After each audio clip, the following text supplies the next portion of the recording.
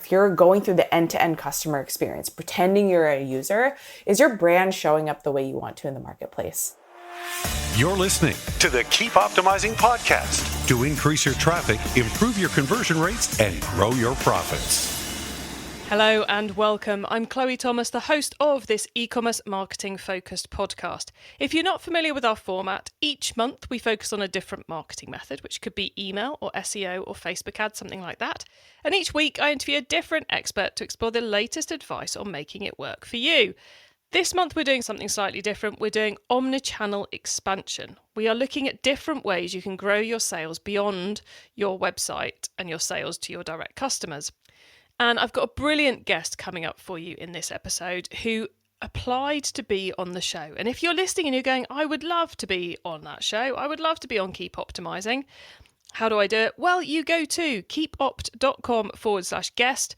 That will take you to the page on the website where you will find out all about becoming a guest and how to apply. And maybe you will be a guest on here soon.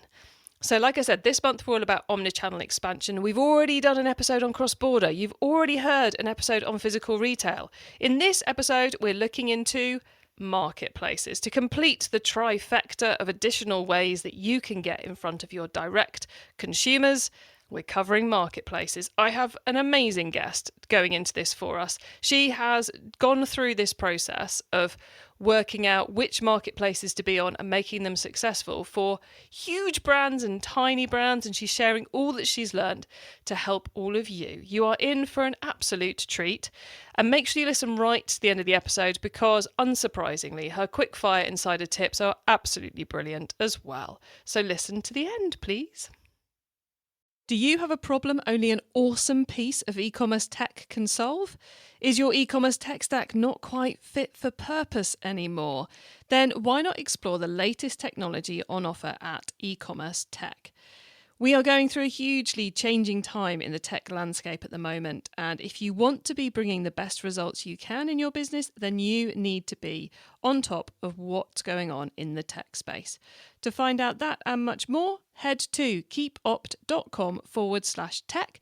That's keepopt.com/TECH. keepopt.com/tech to find all the best tools for your e-commerce store.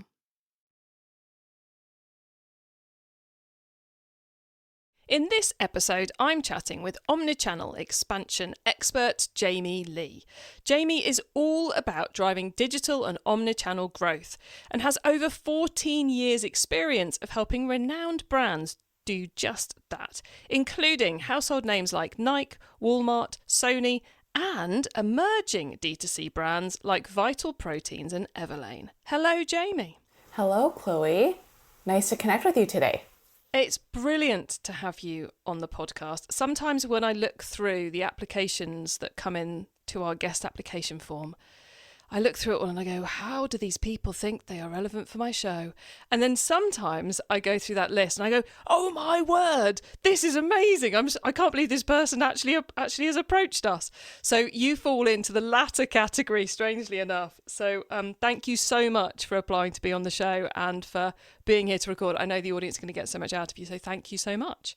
Of course. I love to hear it. And thanks for having me. Good to have you here. So how did you get into the world of e-commerce? What's your story? Yes, Chloe, I'm more than happy to dive into that. I wish I could say I knew when I was really young, I wanted to enter this world of e-commerce, but I would say in a lot of ways, I sort of fell into it. So my undergrad background was at University of Southern California, focused on global business and entrepreneurship. And I knew at that point, I really loved solving really complex or gnarly problems and opportunities to really make a big impact. So those were the things that were really important to me. And when I started off my career, it was at Sony Electronics, and it was a part of a rotational program. So I really had the chance to dabble in a lot of different functions. So everything from stores to marketing to operations, product creation and e-commerce. And that's sort of where I fell in love with the e-commerce space. So again, I wish I could say I knew from the beginning, but a lot of it was a bit of happenstance and just knowing, e-commerce out of all the rotations was really this growing practice. There were a lot of evolving problems. There were shifting sands in the industries. Not to say that it wasn't true of, say, stores or the other divisions, but I think that's what drew me to it. And I think I would say on that team too, there was so much energy and youthfulness and all the desire to make a big change, more so than some of the other divisions. So that's what drew me to that world.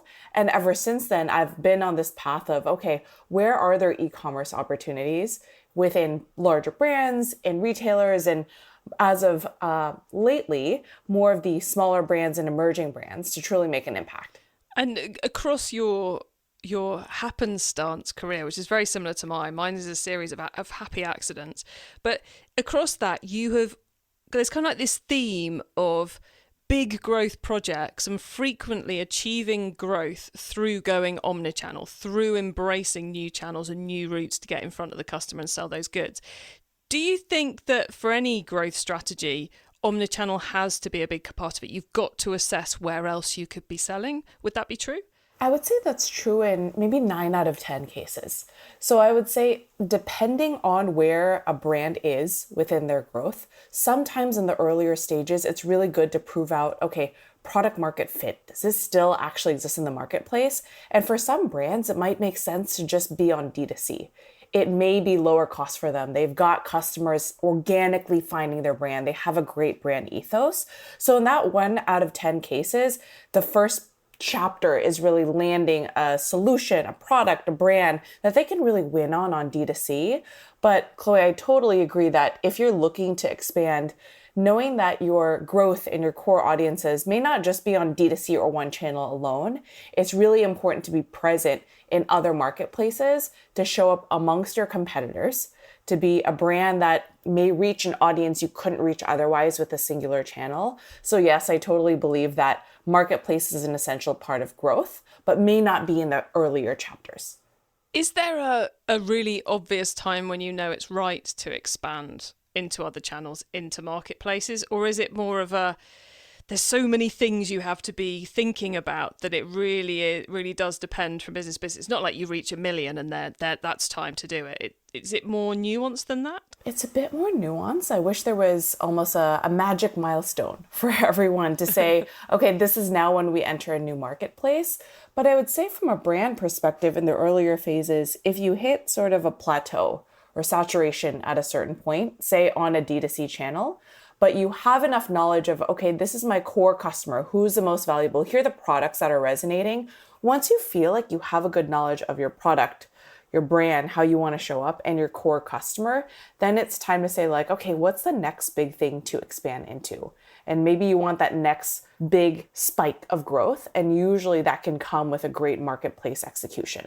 Got you. So rather than duplicate all our problems because we don't really yet understand our customer, we wait until you've at least solved the big things before you create more complexity. Exactly. And if you have a learning agenda of like, here's what I want to learn in this test audience, or I want to try doing this with my brand or my packaging in another space, and I want to see if this resonates. And if you have this long list of hypotheses that you want to test, that's probably a good signal that it's time to enter and test that in a new marketplace that gives you the autonomy to test that as well. I think the tricky part with marketplaces is it becomes shared autonomy with the retailer and your brand. So knowing what that trade-off is too. Yeah, because we talked like about avoiding the pain points. I feel like of all the channels that you could diversify into, go cross-border into other countries, go on physical retail and all the different ways of doing that, all the different ways of wholesaling, I feel like marketplaces is the place where one wrong turn in your decision making and you absolutely screw yourself over, more so than in any of the other options. So, and that usually means someone's picked the wrong marketplace at the wrong time in their growth journey. So how do we work out which marketplace to go to, whether it's eBay or Amazon or Walmart or somewhere even more bespoke? How do we work that out? Yeah, great question. I would say you really using a framework of 5 different facets. That's what we've really previously looked at is One, what are your business objectives? And I'll dive into what these kind of are. The second piece is also the customer. So customer connectivity, who's your audience? Marketplace and category potential. So does your product have the opportunity to really grow here? Is there some signal of demand and interest? Brand considerations. So what's really important for your brand? How do you want it to show up? Do you want full control, or are you okay with shared control? And then the last piece that tends to be neglected too is talent. So do you have the right resources internally or agency wise, or is it an external partner to work with to make sure you can really execute to success in the marketplaces? So I'd say, starting from the top of business objectives, understanding what phase of the business you're in. So are you in sort of this high revenue user growth focus, or have you emerged to a more durable growth phase of profitable growth? If you're more in the first part, the first bucket of revenue and user growth, there might be certain channels. So i.e. an Amazon, or here in the US, potentially a Costco, which is more of a physical retailer, but this is going to get you a lot of eyeballs, a lot of traffic, and it may support your scale. However, the pricing considerations might cannibalize some of your margins. So thinking about that, and if it's profitable growth, perhaps there's other retailers that may better support that, where there's less of a referral fee, or maybe D2C is really working for you. So that's an important place to stay in. And you can really tap into your retention channels to really service the customers that you already have. So keeping that in mind, and I think especially in the lines of profitable growth, determining those channels to be in, it's really important to look at the basics. So what determines your margins in these marketplaces? The startup costs, the referral fees, fulfillment fees, on-platform ads, especially as you think about getting started. So those are the things I would look at for business objectives. Once you've landed that, so you decide, okay, we're in revenue growth or profitable growth, then you can start to map out, okay, who do I want to reach as a customer? Is it the core audience? So I know, say there's a millennial, just keeping it super broad, that I want to continue reaching. We know this is high value for us. What are the channels that then support that we know millennials are there? Or keeping it simple again, hey, we want to reach out to Gen Z. That's where we want to expand. Then kind of figuring out where that audience is. Maybe it becomes also a more nuanced platform shift. It becomes social commerce. I know we didn't really touch upon that, but maybe that's a place or space to play in for that. So understanding where your customer is and where they're naturally shopping. And then the third bucket of sort of marketplace and category potential. So you know your business, you know your customers there, but let's make sure that product actually makes sense on that marketplace. Because you could have an amazing product, but hey, there's not a lot of demand. People just aren't searching for that particular category in the marketplace. So for instance, I might pick Amazon, say, for my priority growth channel due to the user growth, top line potential. But if the demand for that category, say sporting equipment, totally making this up, is not there, then that's not really a space I want to play in. So a quick hack for that, just like as an initial gut check, is really finding a relevant tool. There's a lot of tools, I won't plug any names, but it helps you understand what product demand is. So looking at the Amazon bestsellers list, a keyword research tool to find product search volumes, getting a sense of Amazon reviews. That's an example to just get signals and leading indicators, or even just doing a search to say, are my competitors on this marketplace?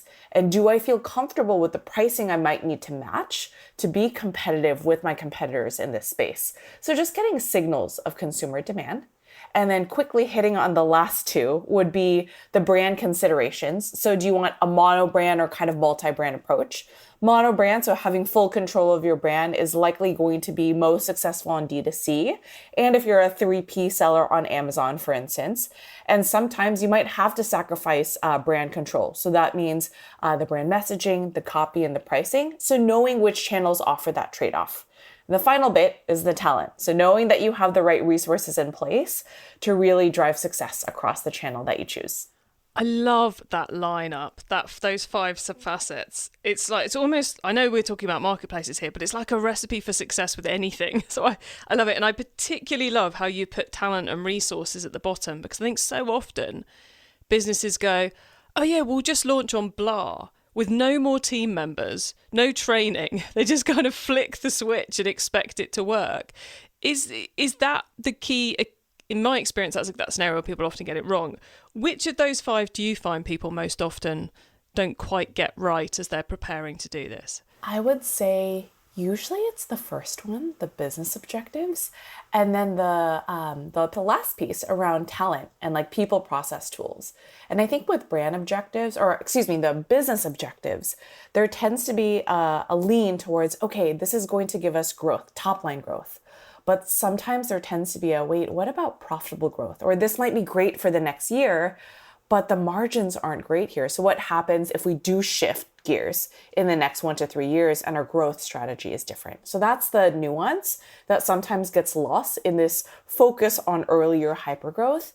And then the talent, there tends to be a lot of amazing operators, potentially in the earlier stages, but it's like, okay, is this person an expert in Target.com in that marketplace, or Costco or Amazon? And those are really nuanced marketplaces that you do need sort of a channel expert that knows the inner workings of the channel to say like, okay, this is the right commercial moment to play in, or you should go 1P versus 3P on Amazon. So even a brilliant generalist can get you set up, but knowing to build your team around a couple of experts at least to help you along the way for sustainable growth is important. Yeah, each of those platforms have so many things that if you don't know, you don't know. And you've got to find the right expertise to help you navigate it all successfully. Talking about which, of course, we can do all the prep and planning in the world, but at some point we have to launch in order to see if it's going to work for us or not. But how long do we need to play on a marketplace and commit to it before we can tell whether it is going to be a long-term strategy for us, or if, despite all our checking in advance, we've made a bad decision? What would you say is, how do we know we're being successful? I don't want to give a specific hard and fast number, but generally speaking, at the 6-month mark, you can get clear signals. So some leading indicators, I'm happy to share that around sort of product acceptance. Is this resonating? Is a consumer seeing your product? Are they giving positive feedback on it? And then more concrete business metrics. So your P&L metrics, your consumer metrics.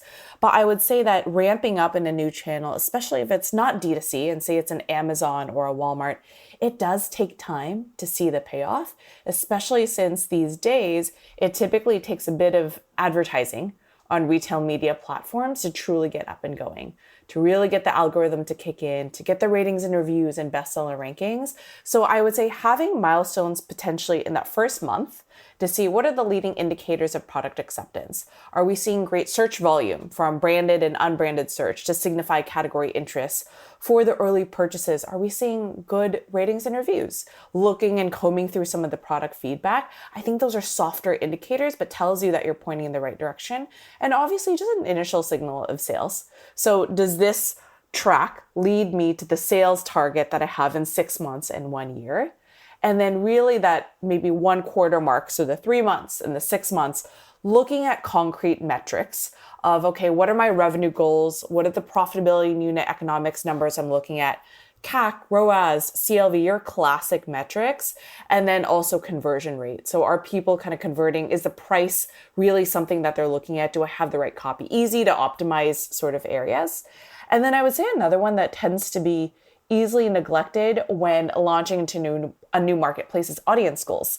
So we talked a little bit about finding the right consumer, making sure that, okay, if you're launching into a new marketplace and you're reaching a new audience, again, it may take longer than the 6 months, but potentially you're bringing in the audience that you want and the ramp up is just taking longer. So that might also be like, hey, we're really overachieving our audience goals. 80% of our customers are this new growth audience. We're still not hitting our numbers, but they're going to be high LTV for us in the future. So let's continue to track that. So I'd say your hard P&L metrics, but also looking at your audience goals, and then brand objectives. Again, a bit harder to measure, but are you showing up if you're going through the end-to-end customer experience, pretending you're a user? Is your brand showing up the way you want to in the marketplace? So that could be anything from creative opportunities in the marketplace, advertising. Is it giving you the space to play?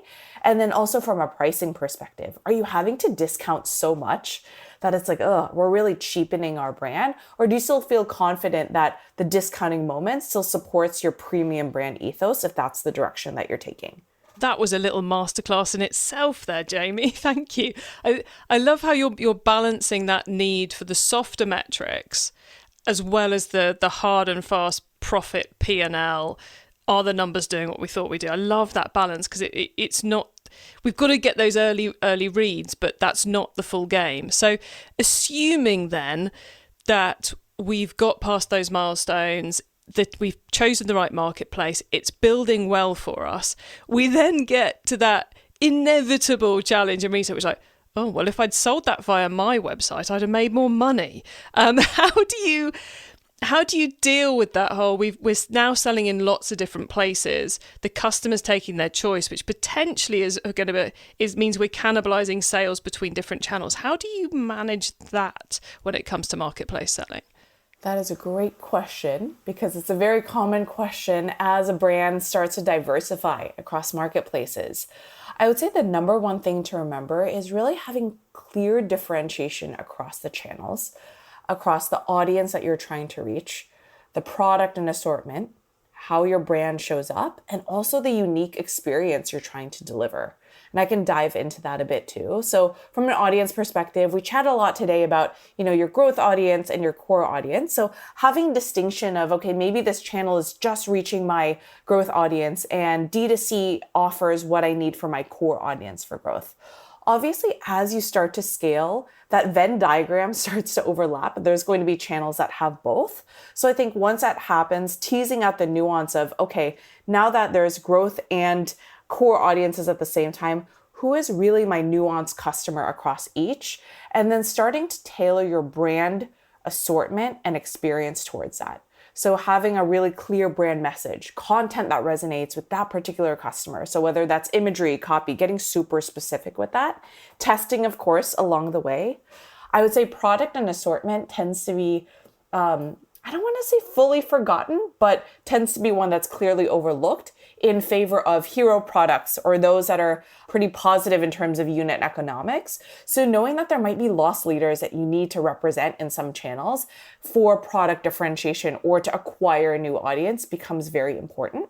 So for instance, maybe D2C has your full assortment because you want clear differentiation that every time you go to the D2C site, you can see what the brand has to offer, but you'll have to offer some loss leaders as part of that to show your breadth of assortment. So knowing there's a bit of that nuance as well. And then the experience. So we touched upon D2C a little bit. I think the space to play in D2C is having a clear membership or loyalty, or like, what is the unique reason for being for D2C? Otherwise, it becomes one of many channels. So do you want to offer a loyalty program that has unique experiences, connectivity with other community members that also support the brand, whether that's digitally or offline? Do you want unique content that is truly gated that members can only access through D2C? So figuring out what's important from your consumers, always speaking to them, always listening to them, and offering that uniquely in the D2C channel tends to be a good recipe for more balance across the marketplace, because where I see cannibalization the most is really starting to hurt the D2C channel upon marketplace expansion. Awesome answer.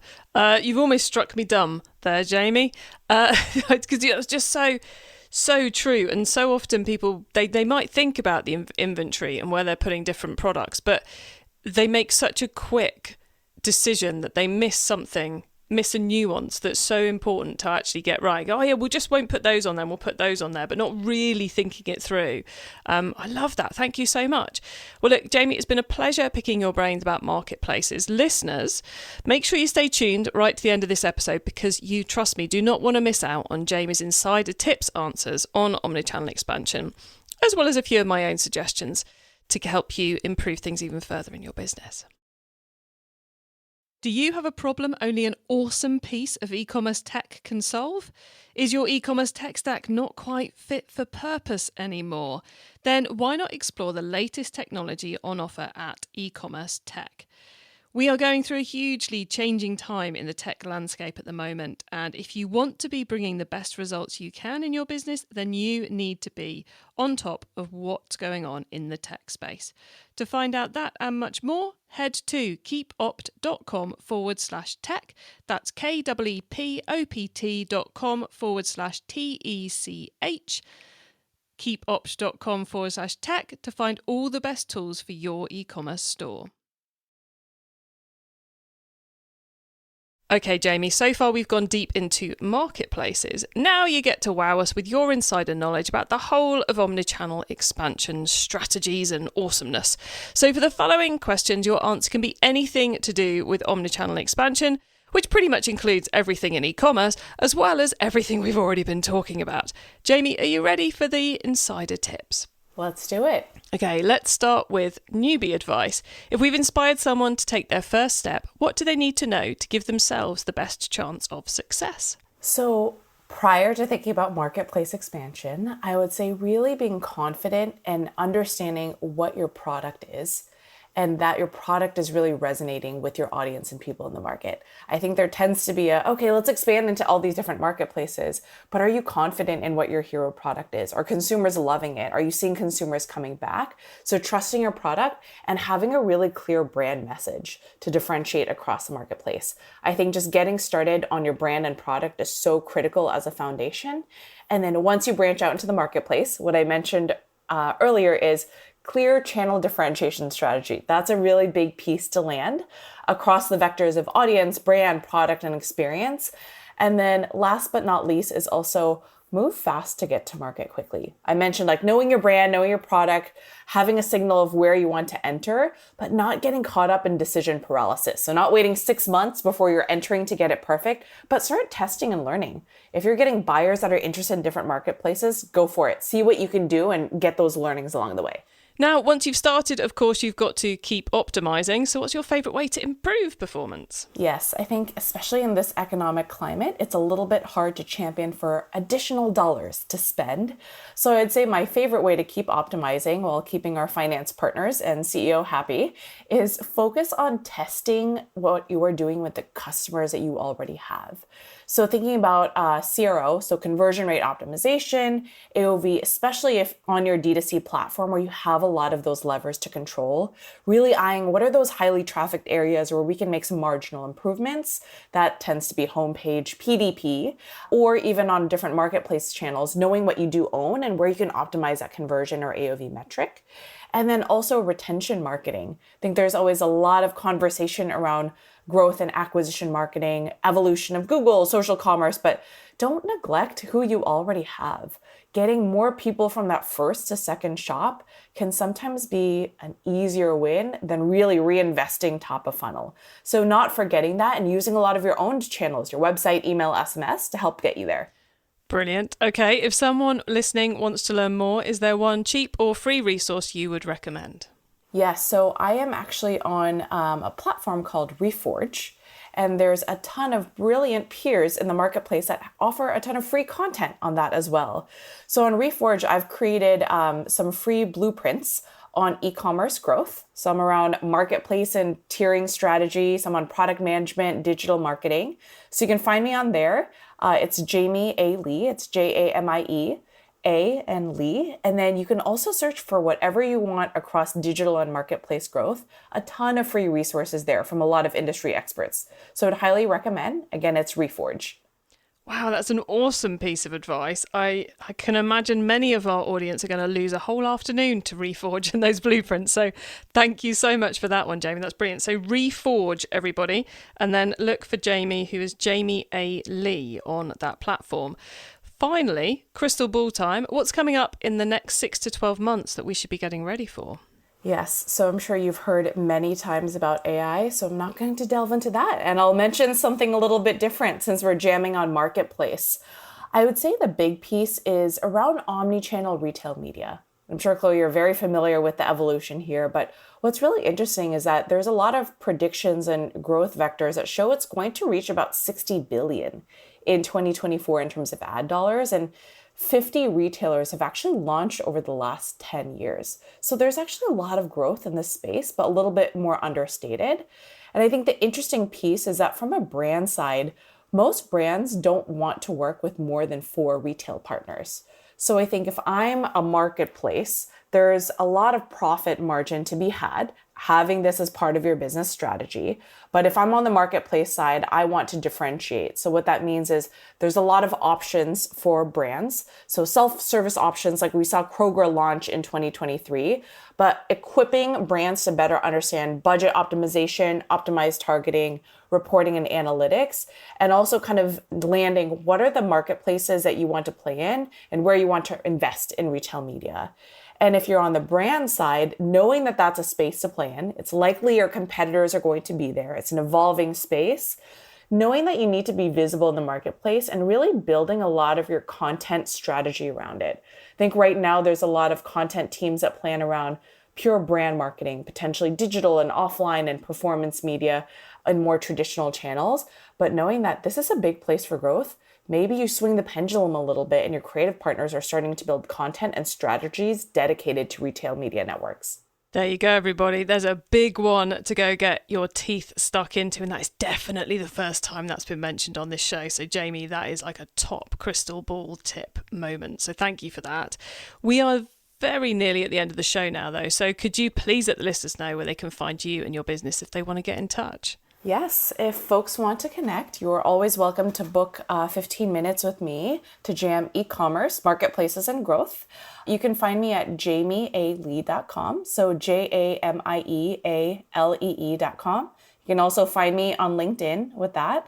I offer consulting, coaching, advising, and I also teach a course called eCommerce 201 on Maven. You can find all of that on my website. So if you want to continue this e-commerce and marketplace journey further, feel free to reach out. Brilliant. Thank you so much, Jamie. And thank you for giving us so much brilliant advice around our marketplace journeys. We really, really appreciate it. So thanks for being here. Awesome. Thanks, Chloe, for having me. Phenomenal guest. I was so pleased, as I said earlier, so pleased when Jamie's pitch came in to be our marketplace person for this particular set of episodes. So pleased. Okay, for those of you scratching your heads and going, what is a retail media network? It is advertising on the marketplaces. So putting ads on the Amazon advertising platforms that might drive traffic to your Amazon listings or might drive traffic to your own website. So it's the big retail stores adding adverts to their platforms that you can buy to drive your self-sales. That is the retail media network. And it is totally and utterly a big opportunity that many are not using at the moment. A fascinating subset of the marketing world. So what to love about Jamie's session there? First of all, those 5 facets. The number 1, business objectives. 2, customer connection. 3, marketplace potential. 4, brand consideration. And 5, talent and resources. Clearly super important for picking the marketplace you want to sell on. Also, I think a good way of evaluating any omnichannel expansion plans you have. If you're trying to work out, should we do a physical retail store or do an Amazon selling piece? If you're trying to work out whether you should go wholesale or do marketplaces or go cross-border, that would be a 5-part assessment you could do to compare and contrast those opportunities, I would suggest. Then brilliant advice on how to assess whether you've made the right decision or not. Lots of tips around making it all successful. I thoroughly enjoyed listening to Jamie's answers there. She was just absolutely spot on what we all need to know. You can get our notes from this episode, as well as links to the things we mentioned, the full transcript of this episode and other stuff on the website. That's keepoptimizing.com. Or you can use our direct to episode short links. That's keepopt.com/the number of this episode. Put that into the URL bar and you'll go straight to the right page on the website. And then please, when you get to the website, get yourself onto our email list as well, so you don't miss out on any of the other things I share to help you improve your business. And thank you so much for tuning in to this episode of the Keep Optimizing podcast. If you've enjoyed this episode, then do check out all our Omnichannel expansion episodes by scrolling up your feed, because there's a couple of them just above this, or use the short link keepopt.com/Omnichannel to find the page all about it on the website. Please do tell your fellow marketers about the show, because I want to help as many marketers as possible to improve the performance of their e-commerce marketing. Have a great week. And make sure you listen to the next episode so I can help you to keep optimizing your marketing. Access everything Keep Optimizing at keepoptimizing.com. That's with an S, not a Z.